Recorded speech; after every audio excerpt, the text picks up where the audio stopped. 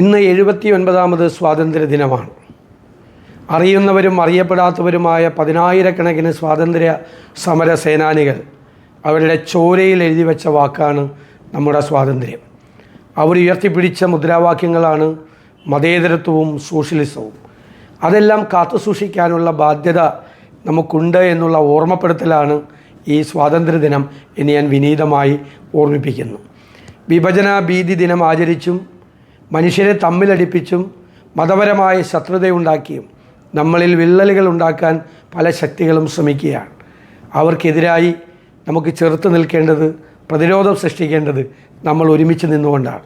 തോളോട് തോളൊരുമി നിന്നുകൊണ്ട് ജാതി മത ചിന്തകൾക്കതീതമായി രാജ്യത്തെ സ്നേഹിക്കുന്ന എല്ലാവരും ഈ രാജ്യത്തിൻ്റെ ഉയർച്ചയ്ക്ക് വേണ്ടി, രാജ്യത്തിൻ്റെ ജനാധിപത്യ മൂല്യങ്ങൾ, ഭരണഘടനാ മൂല്യങ്ങൾ കാത്തു സൂക്ഷിക്കുന്നതിന് വേണ്ടിയിട്ടുള്ള പോരാട്ടത്തിൽ അണിചേരുമ്പോഴാണ് സ്വാതന്ത്ര്യ സമര സേനാനികളോട് പൂർണ്ണമായി നമുക്ക് നീതി പുലർത്താൻ കഴിയുന്നത്.